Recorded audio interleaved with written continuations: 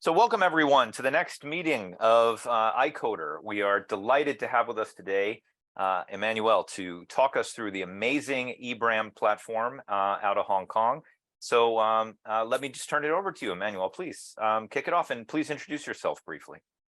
Thank you very much, Colin, and thank you all for joining this session. So my name is Emmanuelle, and I'm CEO of eBRAM International Online Dispute Resolution Center based in Hong Kong. eBRAM is an arbitration and mediation institution that has also ODR capabilities. So we have a secretariat that administers the mediation and arbitration cases, but also a tech team developing the ODR platform for eBRAM to support the mediation proceedings and the arbitration proceedings. So before joining eBRAM a year and a half ago, I was counsel at the ICC Court, International Court of Arbitration, head of the Hong Kong office. So I have handled, I think, thousands of international arbitration cases involving especially parties in Asia. So now let's turn to the eBRAM platform. I'd like to show you what we have in terms of ODR platform. So just briefly, let me just share this. Great, we can see it. I think I shared the screen, right? So you can see the, do you see the platform now? We can, looks great. Okay, good. So, sorry, it's difficult to navigate. I'm sure Zoom is in the way. Yeah, sorry. Yeah, I wanted to show you how to start a case. So from our platform, actually from, okay, let's do this one. So to start a case on an online arbitration platform, you just need to click on submit a claim here. And you will have to create an account first. And you only need to do this once. Once you have created an account, you will be greeted by this dashboard, which is here. Sorry, I need to close this one.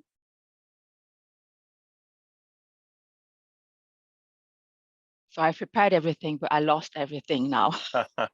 I know, too many tabs. That's the story. Too many tabs, because I wanted to show you the mediation and sorry, let's do this. Sorry, too many tabs and okay, let's do this again. Send verification code. I have the code here.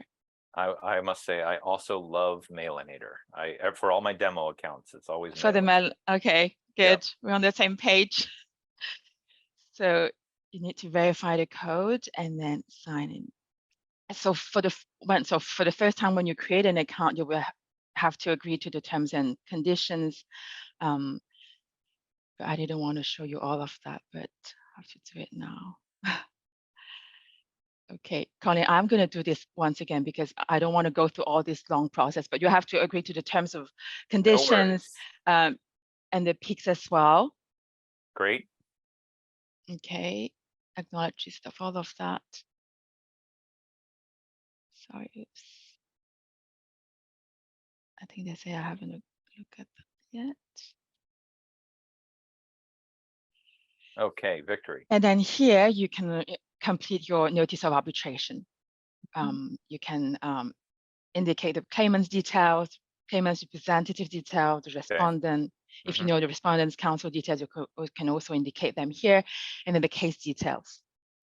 So once you have done that, you will also have to go through the eKYC procedure to verify your identity. So you have to first scan your travel document or ID card, and then do a face recognition so that we are sure that, you know, behind this account, it is you calling or it is me, you know, using it. So this is one way. So when you say eKYC, what does that stand for? That's the electronic know your customer technology. Got it. Okay. Yeah. Sounds cool. All right. Thank you. That's interesting. So let's do this. I don't know whether.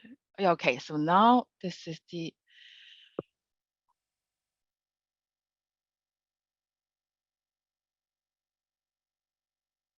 Sorry, I need to go back to the dashboard and I've lost it. No problem. What we'll do is that because I was on the staging, I'm no longer at the staging. Okay, this is the mediation one. I'm sorry. I'll just No worries. I understand you've got a lot of different platforms, so it's hard to keep them straight.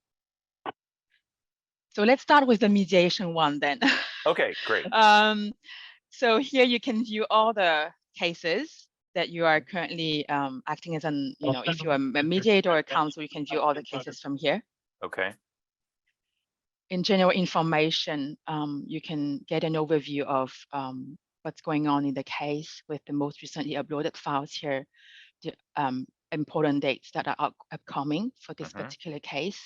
You get an overview of all the parties involved in that matter, from the parties' details to the counsels and the mediators' details as well. So you can view and also amend your own details when necessary. In case information, you get access to information about that particular case when the mediation has started, the language of the proceedings, and the mediation agreement, if any, and the name of the mediator. Okay. In the financial section, you get the access to the amount in dispute, the claim amount, and then the filing administrative fees due to the institution, and then how much each party has contributed to that cost and how much is outstanding from each side. In the calendar, you can just indicate any relevant dates for that particular matter anytime from here, and then have an overview of the upcoming meetings. Great. Or submissions of documents.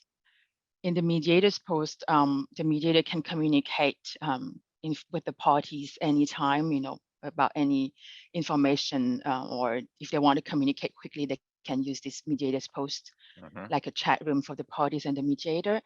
We have also integrated a video conferencing platform here for a joint mediation session, a private mediation session with the mediator and one party, and a private session, and then like a breakout room for the claimant to meet with its counsel.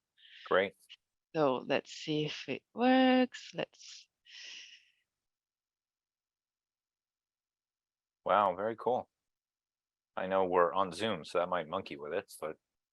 So yeah, so we have integrated a transcription feature here. So you can select English, Chinese, Cantonese, and Mandarin. Oh, amazing. And you have a transcript right there.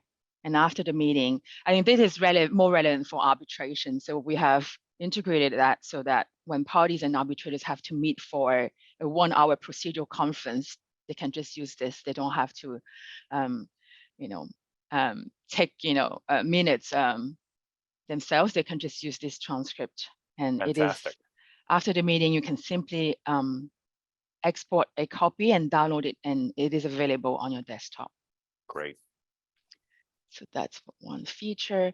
And then all communications will be done through this portal as well. So parties and mediators will have to communicate through this. Like they can compose a message here. So all the parties involved will be listed here. So there's no risk that they send the wrong email to the wrong party. So they can also communicate with the institution. They can simply upload a document right there. They can upload, the agreement to mediate or the full settlement agreement. And we have added a machine translation from here as well. If they want to translate any documents here, they can just do that. That's amazing.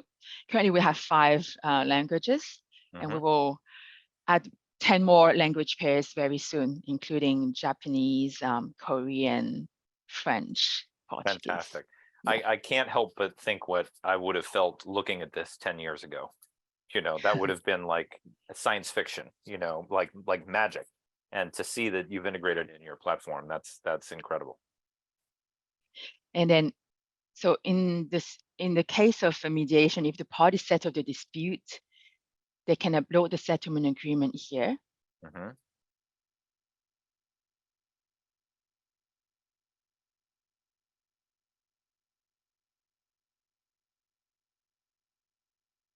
And decide which of the party will be signing the document.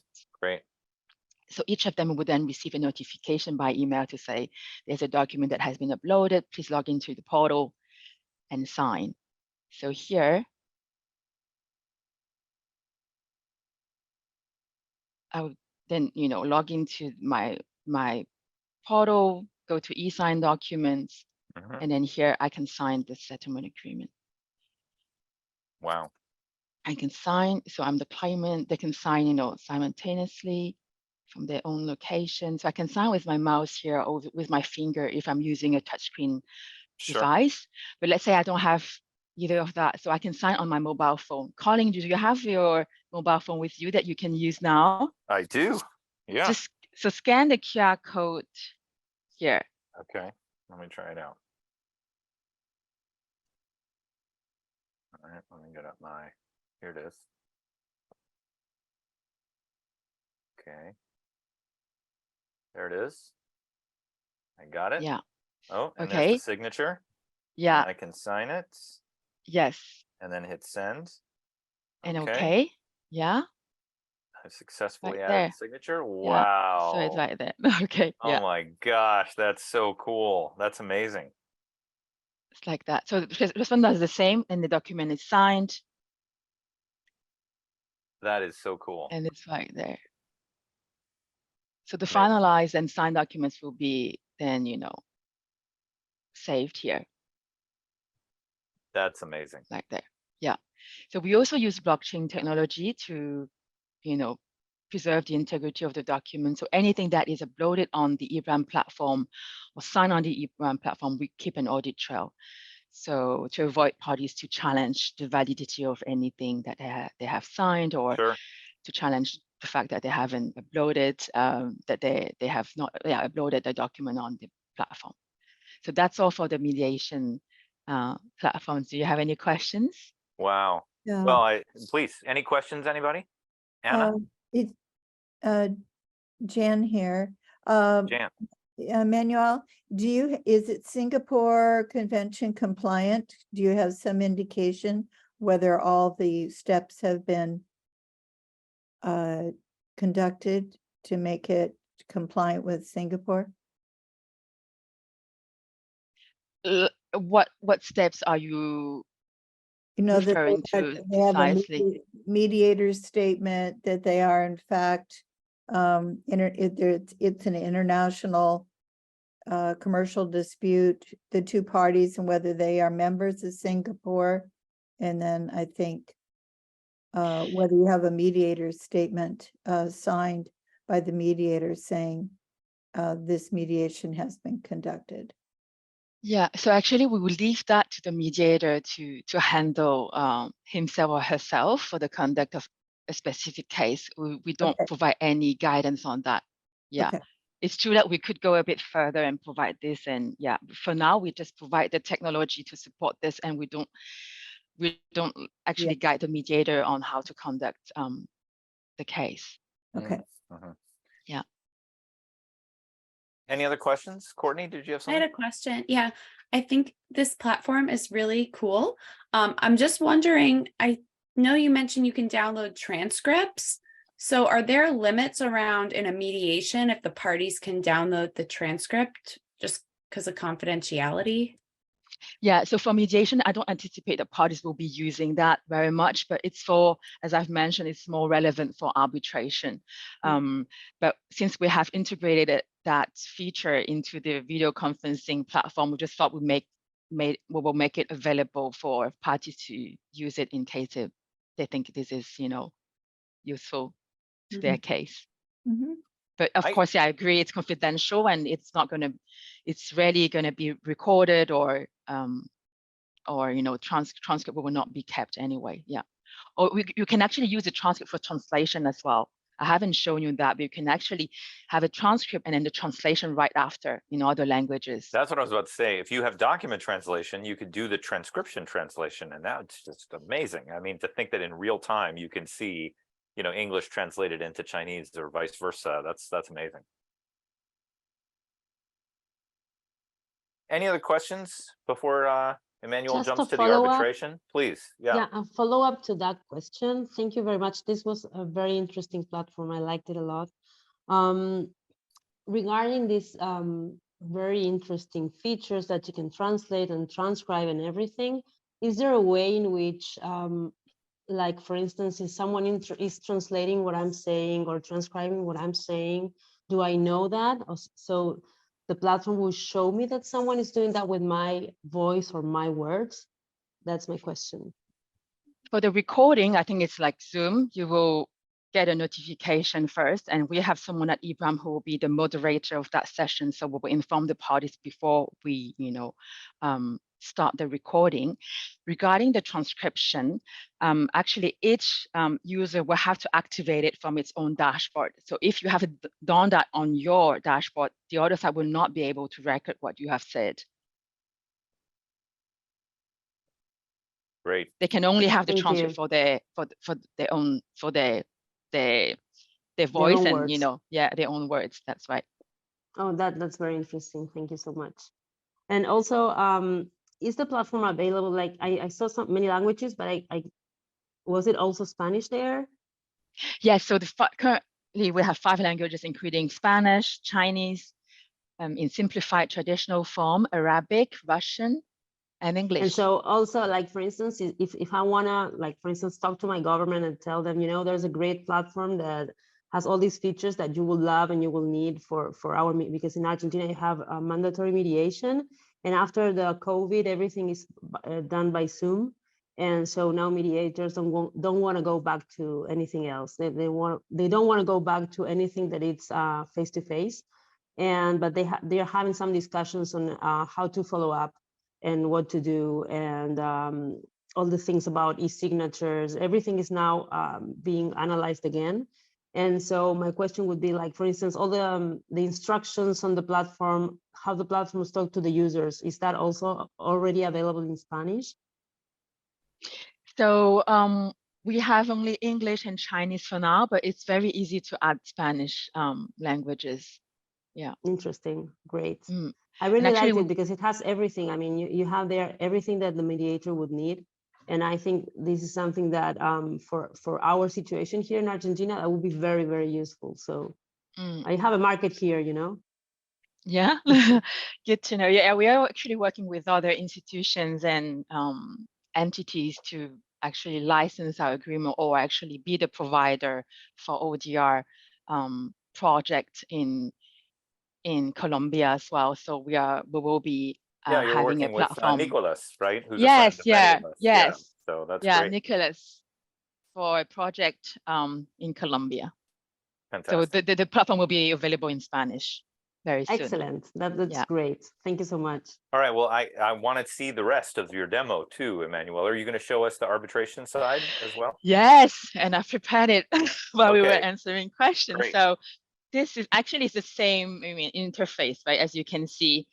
So for the arbitration, you can submit a new case here. Mhm. Oh my gosh, I went back to okay, it's this one.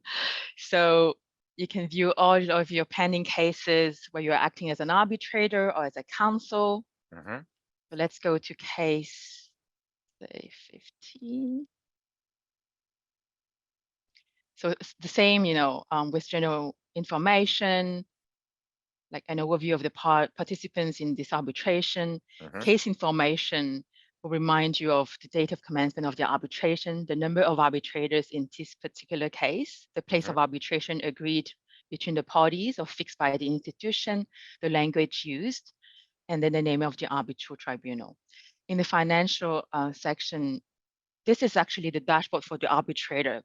But for the dashboard of each party, you can actually have a button here to just click on payment so they can pay directly any outstanding fees.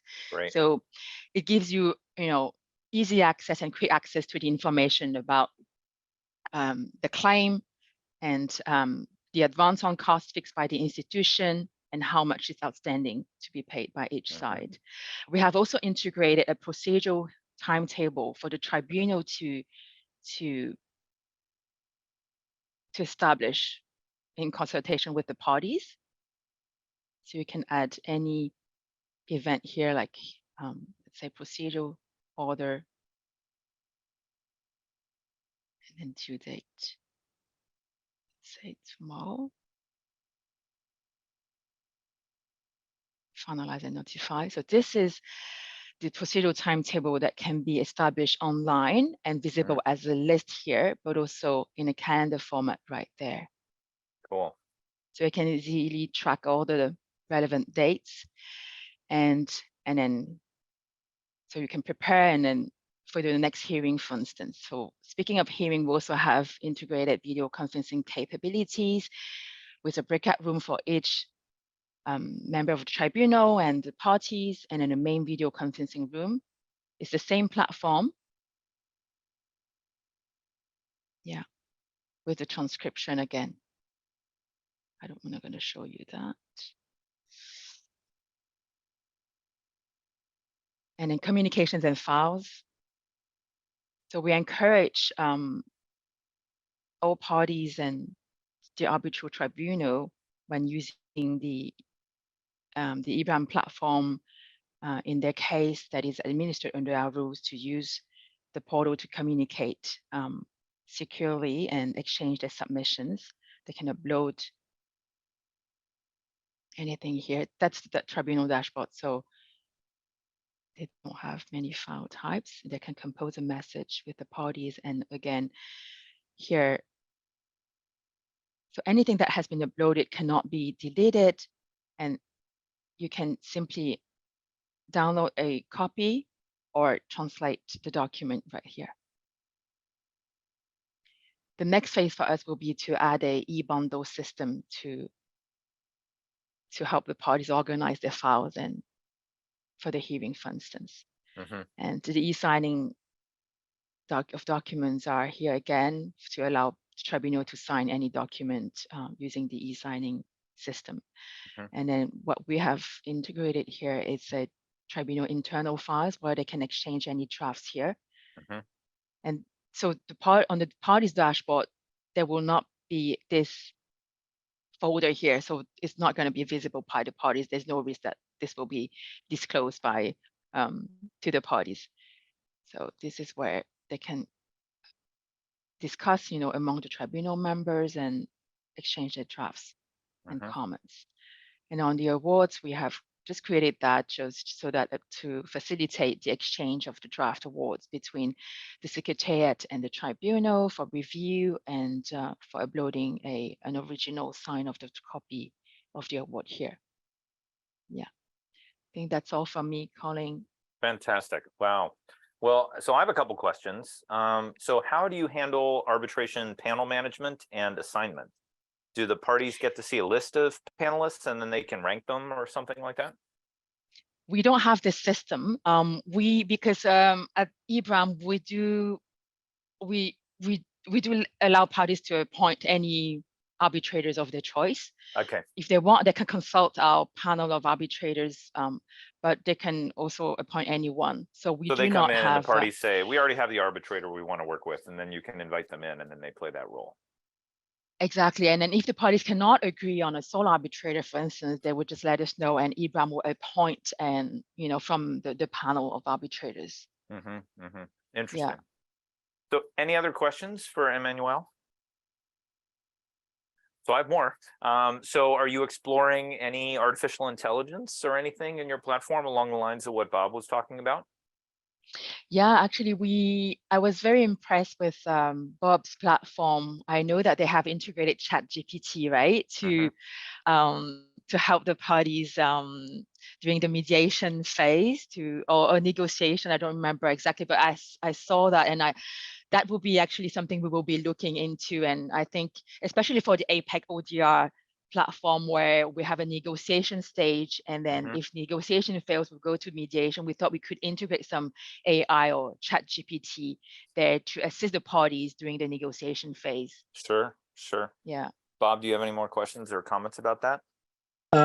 No, you just have to be careful how you do it. And it's not really ChatGPT. We're using Microsoft's version of GPT-4, and then because we became a Microsoft partner, and also just in the last couple of weeks have integrated their semantic kernel, which we're using to build kind of a support chatbot, so that it can give advice on how to use the system, things like that. So Very cool. Yeah. I think those kind of functionalities are going to become commonplace over time, but you're on the bleeding edge, Bob. So your experiences are going to teach the rest of us about what's possible. yeah. And by the way, when we set something up, maybe for the next ICODR, somewhere in the next ICODR meetings, I can show you what the chatbot can do. Sure, And sure. But Emmanuelle, do you have like a help function? I mean, is there do you have case managers that can support if there's any issues that emerged in a case? Exactly. We have case managers who will be supervising each case that comes to eBRAM. So we have human case manager for now, but we think we might have to integrate an AI assistant as well on the platform so that we can help parties, provide, response to any queries that the users may have, right? Absolutely. Doing outside of office hours, for instance. So that will be Yeah. helpful. Yeah.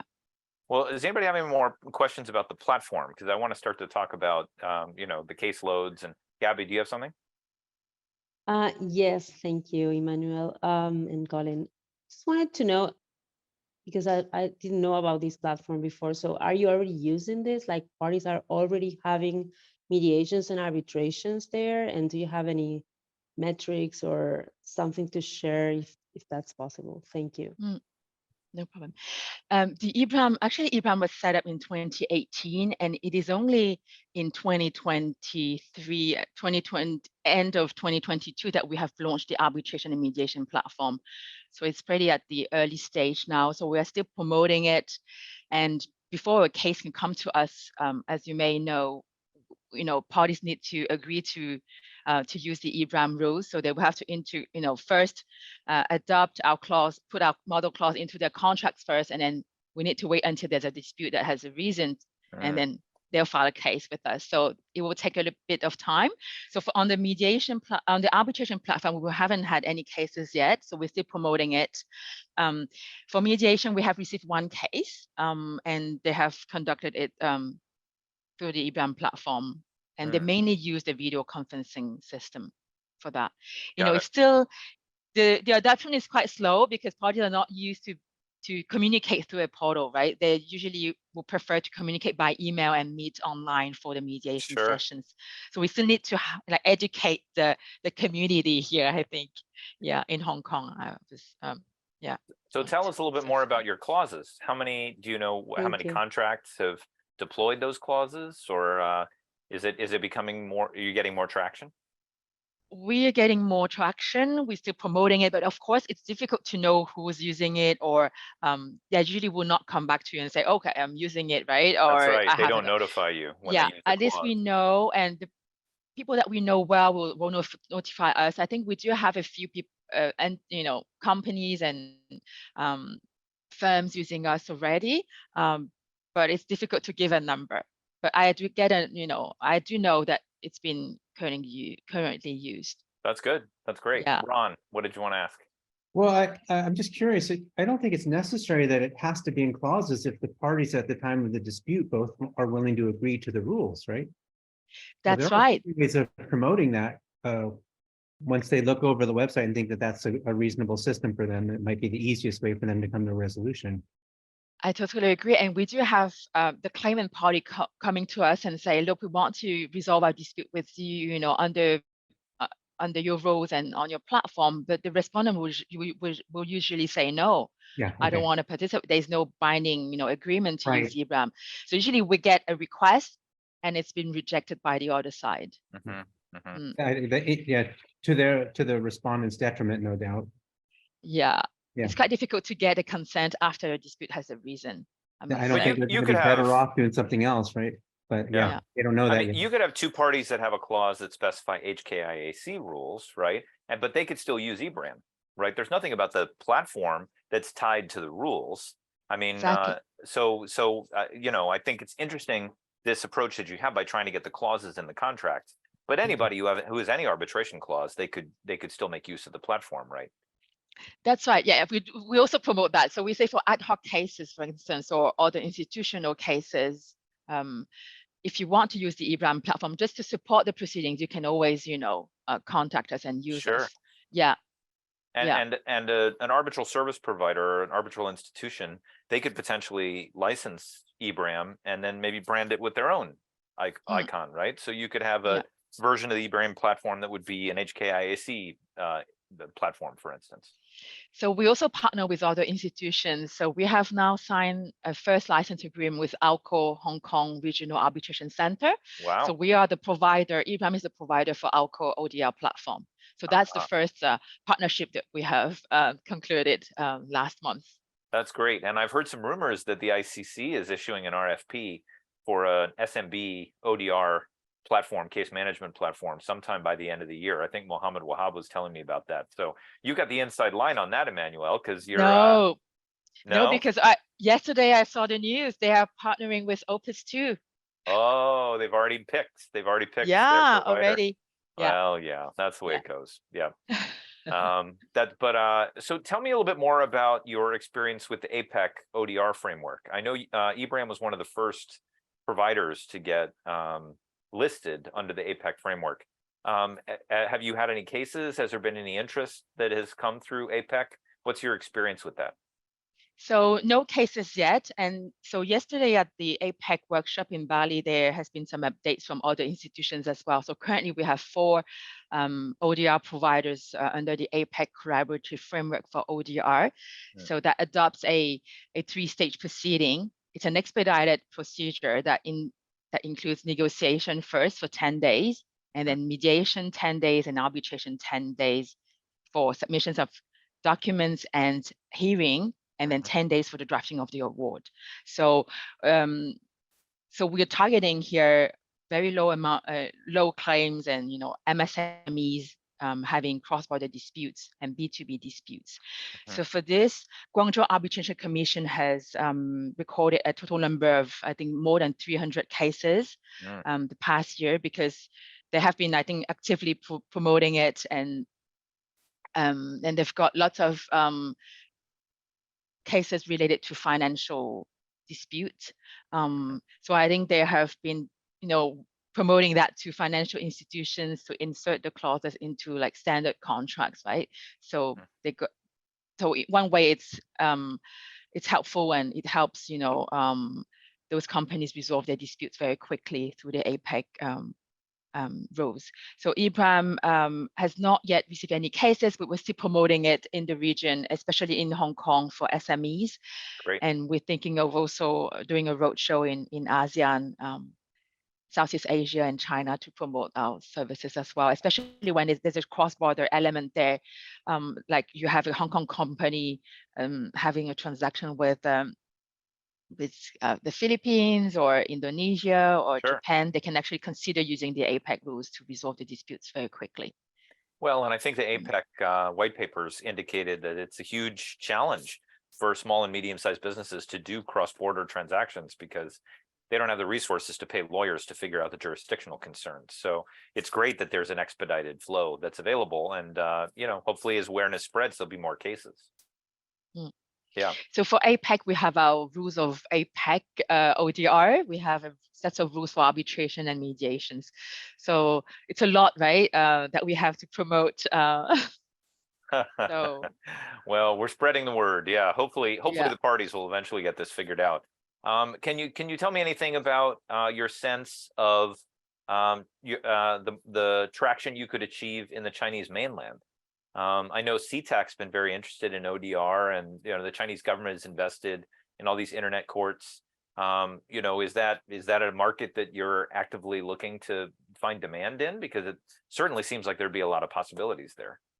Yeah, the mainland is also our focus. So CTAC is also an ODR provider under the APEC framework. Right. So they have also, I think they also have an ODR platform. I think they've partnered with a provider for that. Oh, I didn't know that. Okay. Yeah. So CTAC is on the list, Guangzhou as well, and then there's an entity in Japan as well. So for the mainland, I think I would say that CTAC or Guangzhou might get more domestic cases, but when there's a foreign element, I mean, one of the foreign party will prefer to have an institution outside of China Right. to administer the case. So that is where I think eBRAM can come into play and be actually the provider for those cases. Absolutely. So cross-border cases. Well, another thing I'd say is I'm on the marketing committee of the California Arbitration Association, and we're promoting international arbitration.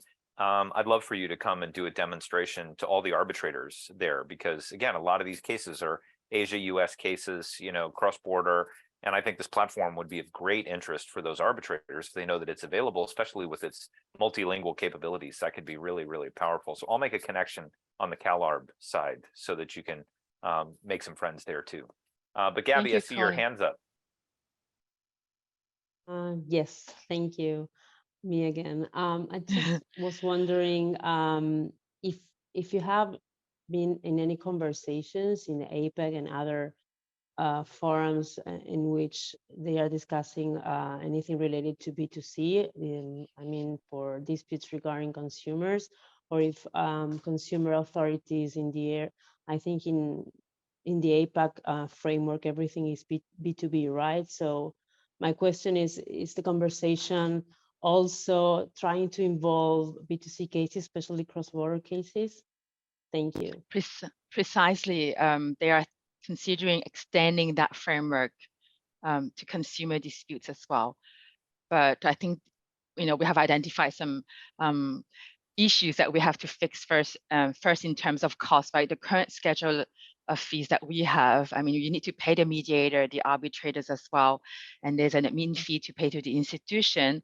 I think we need to make sure we have a cost scales that are, reasonable and affordable for the consumer dispute. So but it is under discussion, and I think that will be a matter that will be discussed, I think, at the next APEC workshop next year in January, taking place in Tokyo. Because we discussed this calling last year. Do you remember in December in Tokyo? Right, I do. They raised it briefly, so I think they might continue the discussion at the next APEC workshop. Well, Mike and Yoshi, after all of the discussions at UNCITRAL, they just cannot give up the B2C space, even though B2B is much safer.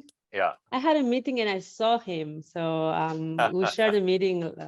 So I know he's still working on ODR as well. So that's so great. Well, no, Mike and Yoshi really were the key guys in putting together the APEC ODR framework. But Gabby, I can see in your eyes you're thinking about licensing eBRAM to do the new Pactanda platform. So. Of course, that's I put a mute and I talked to Pablo here, my husband. He was my partner, and I said, "Oh, we would have loved to have this for Pactanda at that time." Sounds good. Yeah. So, any other questions for Emmanuelle? So, what's the future look like, Emmanuelle? I mean, do you have are there caseloads that you're particularly going after, or what's the next? What are you spending your summer focused on?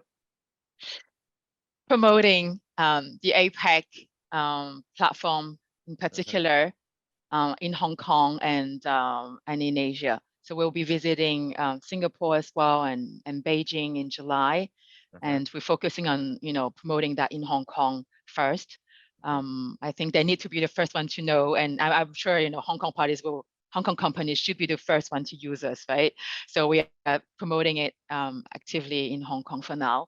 And I do hope on the technical side, I hope that we will be able to, improve the system as well with all the comments that you've just raised, using more AI or having, a system that can help the parties nominate or, choose an arbitrator, do the ranking, system. So we need to think about that, but it's a lot of work, right? It is, looking ahead. So. Yeah, but I'm really impressed with the platform. I think it looks amazing, and the function you have, and just like we were talking about with Bob, he's the first to deploy AI. You're the first that I know that has deployed machine translation across any ODR platform. I can't think. Correct me if I'm wrong. If anyone had seen another platform that does it, but it's very elegant the way that you've handled it. Where you can just go into a document and say, "Give me a translation of this document." And I love the e-signature functionality. That was like magic. To give somebody a QR code and I sign it on my phone and boom, it appears in the document. So you have a lot of really innovative technical features. And I know that is not easy to pull off. So kudos to you and your dev team for the work required. But there's always more to do. Parties are always asking for more and clients. But it sounds like you're selling to general counsels, which is interesting. You know, you are a service Yeah. provider. You're providing dispute resolution services. I mean, you'll sell your platform, but it sounds like primarily you're selling your services as a competitor potentially to HKIAC or to CTAC or to ICDR or ICC. And I think that that's very exciting. I mean, I can't think of too many online service provider organizations that are in the arbitration space. So you're really, you know, you're breaking the ice here. And I think it does take time. I mean, a lot of these organizations have been around for 50 years. So that's how everybody knows them. And I think you going out to all these conferences and, you know, I hear about eBRAM everywhere. I see you all over the place. And that's a compliment to you and your team, you know, getting the word out, because that's the only way you're going to get all these clauses out there. So yeah, kudos to you for your tireless promotion of the platform. Thank you very much, Colin. Yeah. So Ron, what did you want to say? I'm just thinking about the interesting differences between arbitration and courts. I just recently got certified as an arbitrator, and you know, thinking about what courts have to do to handle translation and the rigorous requirements, and yet in arbitration, I think if you translate something a little bit off, it you know, close enough is good enough in arbitration. So it's just an interesting split, you know, and I don't know how you manage to easily handle a speedy, you know, quality control on the translation, you know, and whether or not, like in the US, that would be grounds for some sort of appeal or you know, court challenge that the translation wasn't exactly correct or something like that, because typically they won't take an appeal on an arbitration case, but with a translation involved, I don't know how that rolls. You know, it's interesting. Jan and I in our class, we do ethical scenarios, ethical dilemmas from ODR. And that would be a really good ethical dilemma where you provide machine translation and it creates a shade of meaning that's different in the translated language. And then the parties have a misunderstanding based on the translation software. And what is your obligation? I mean, I'm presuming you didn't write this translation software. This is a translation. Licensing somebody else's.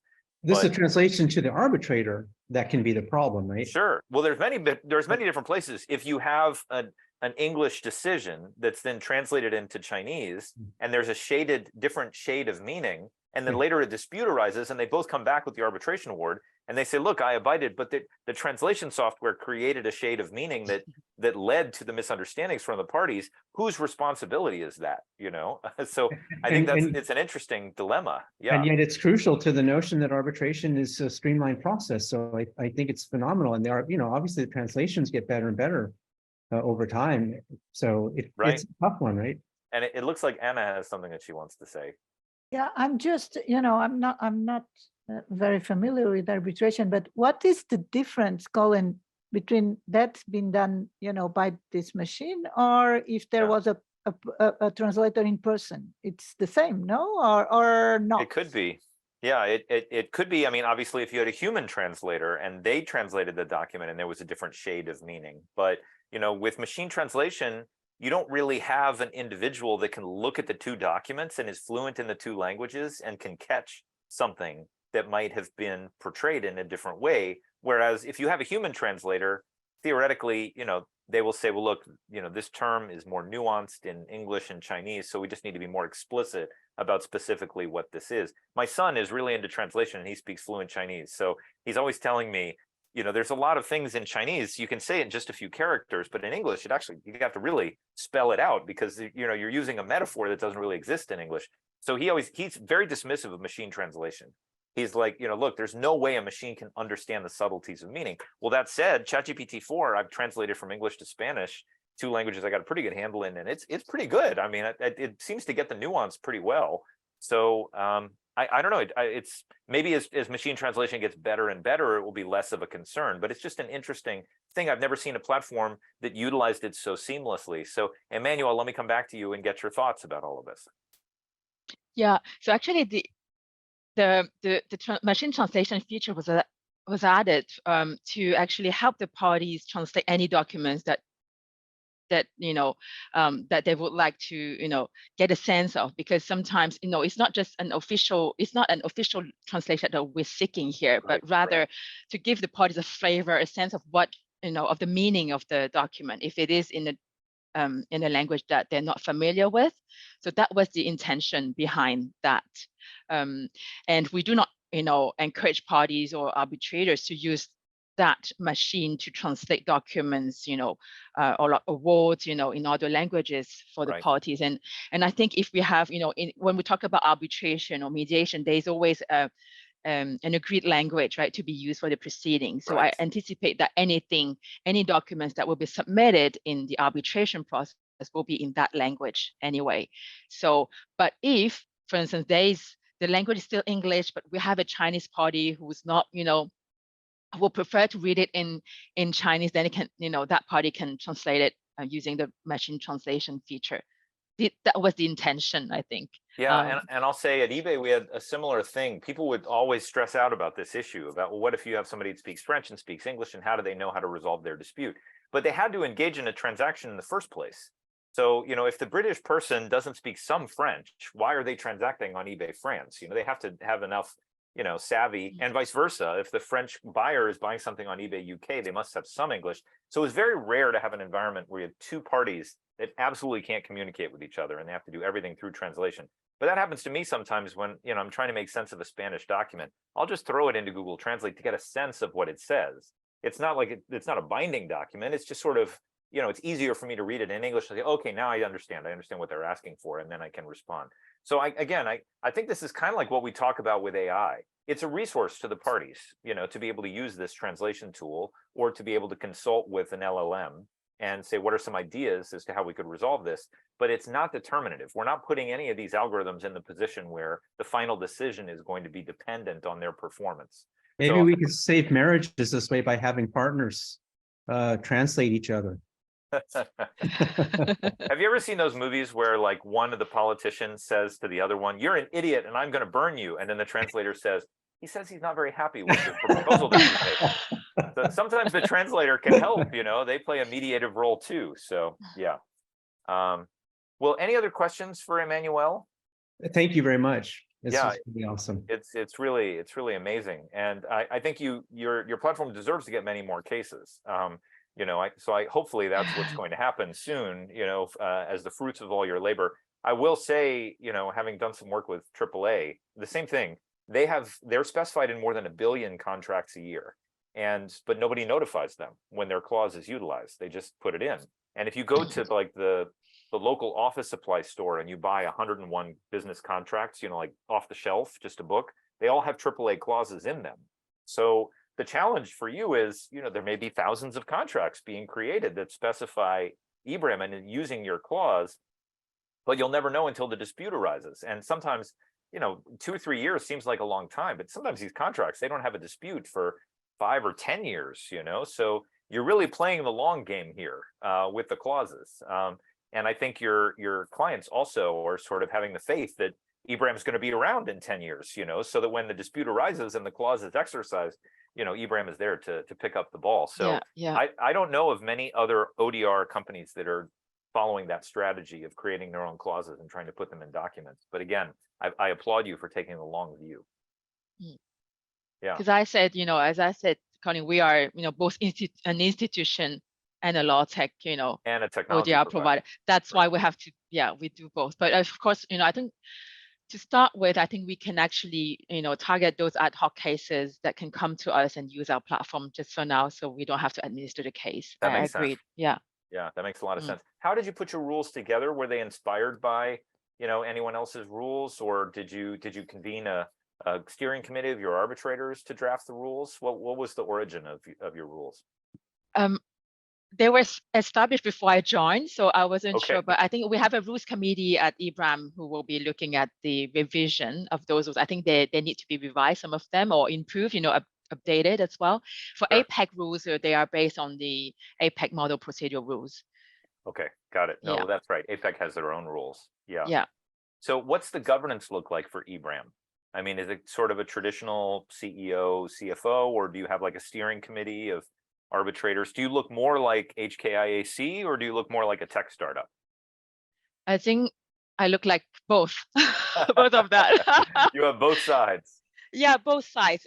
Like the, ICC or HKIAC, like institutional work at the Secretary General, but also, overseeing what the tech team is doing and helping them design and ensuring that it is, suitable for arbitration and mediation cases. Sure, sure. Yeah. And I'm sure there are ethical guidelines, that you have to abide by. And a lot of these dispute resolution institutions, they put a lot of time and energy ensuring that they're compliant with those things. And I'm sure you have to do that with your developers as well, as educate them. Hey, look, this is the way the platform goes. So you probably have committees. How many neutrals do you have on your panel? We do, I think overall we have more than 200. Wow. For APEC specifically, we have 40 arbitrators, neutrals, 40. Wow. Yeah. And we have Mohammed on our panel as well. That's great. Well, Mohammed's a great arbitrator. I mean, the Mohammed challenge is everywhere. Yeah, well, he is everywhere. I don't know how he does that. All over the world, I find Mohammed, kind of like eBRAM. Everywhere I go, have you seen eBRAM? Have you seen Mohammed? Really, Colin? What the other thing is, it's hard with that many neutrals, because you want to give them cases. And, if hopefully you'll get to the point where you have dozens of cases, but you have 400 arbitrators, like, why don't give me a case, So that's the challenge, is figuring out who gets what case when. But hopefully you'll start to get lots of cases, and then you can keep, 40 arbitrators just for APEC, hopefully you'll get a lot of APEC cases so they can start to, sharpen their teeth. Yeah. But all right, well, I see we're almost at time here. Any last comments, questions, thoughts, reactions, Gabby? Yep. Just a quick question. For mediators, you also offer the neutrals? Yeah, so we have a panel of mediators, a panel of arbitrators, and a panel of neutrals for APEC specifically. Great. Oh, Yeah. okay, great. And if the parties wish to use their own mediator, they can also do that in your platform? That's correct, yeah. Excellent. That's great. Thank you. All right, well, why don't we Great. leave it there? Emmanuelle, thank you so much for dialing in from Bali. It was wonderful to see your platform. I will turn this into an ICODR session and put it up on YouTube, and then share it with the members who weren't able to attend. But please keep up the good work, and eBRAM is a friend of ICODR, and we're eager to help out however we can. And I'm sure we'll see you at lots of the upcoming meetings that are happening in Asia and beyond. So please, can we do a round of applause for Emmanuelle? Thank you. Thank you, Emmanuelle. Thank you. Thank you very much. All right, Everybody. thank you. Wonderful Lovely to see seeing you you all. all. Thank you so much. Thanks for the Have a good invitation. weekend. Safe Okay. travels, and we'll talk Bye. soon. Bye-bye. Bye-bye.